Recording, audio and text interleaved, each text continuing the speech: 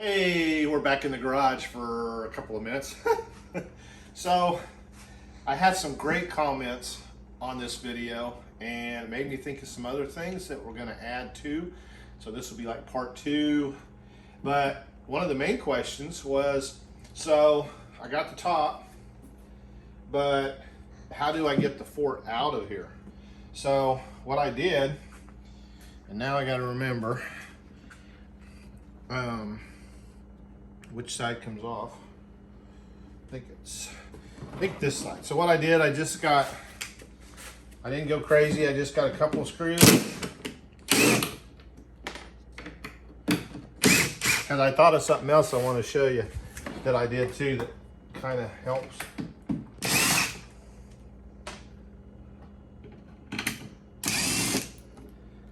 Anyway, just 4 little screws. And this comes off, end cap, and then it just slides right out of there. Something I wanted to show too. So I got lucky. My daughter, they bought a mirror, a big tall mirror, but you might be able to pick some of this up at Home Depot. It's just foam. So I cut, and it's in all those crates.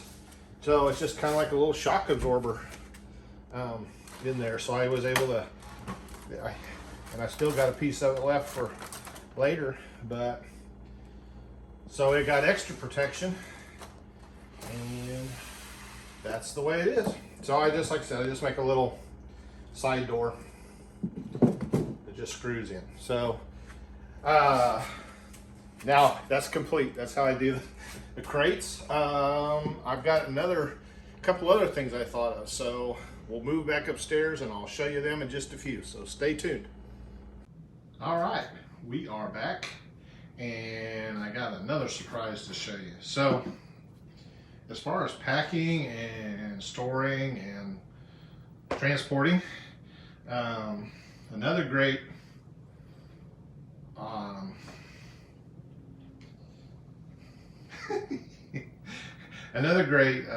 solution is something my friend Tim Howell came up with. He is a fellow member of the Houston Brick Club, and he's very involved with the train group, and he does a lot of buildings and different things, and he's always at all the displays. So I don't know, several years ago he came up with this solution for storing specifically modulars, but you can vary the boxes, you know, different sizes and stuff, and utilize this technique on all kinds of things. So first I'm going to show you kind of what he came up with for the modulars, and then I'll show you something a box that I figured out, and then just kind of hopefully you can expand on it from there. So I'm going to drop the down a little bit here.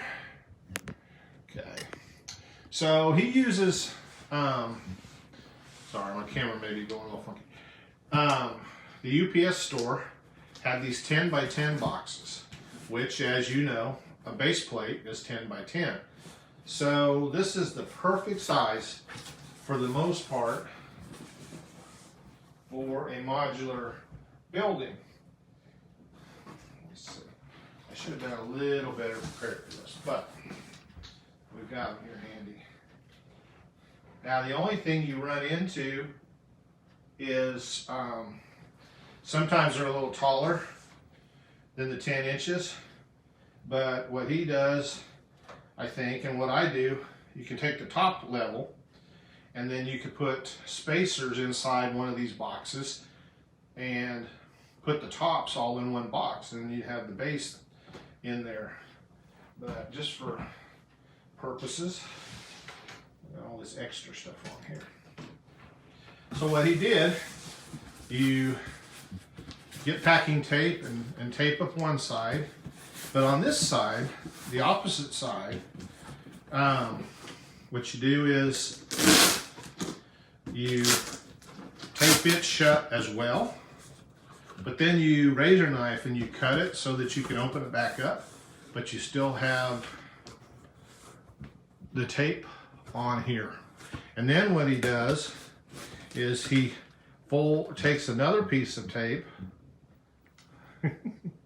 Sorry, it's because of my face.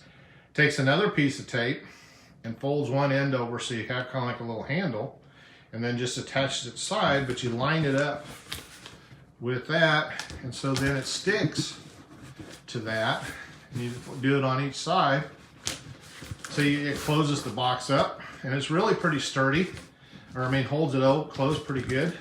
And when you get to the location, you just do that and open the box.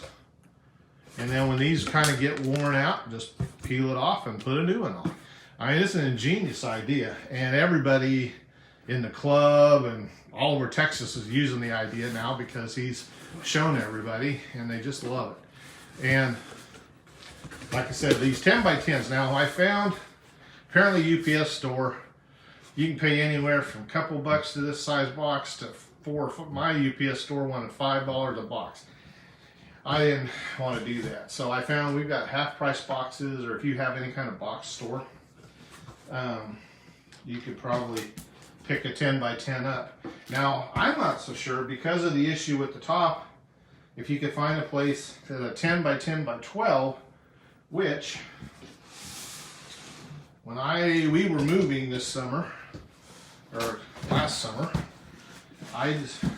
Home Depot came out with these new extra small boxes, and they just happened to be 10 by 12 and a half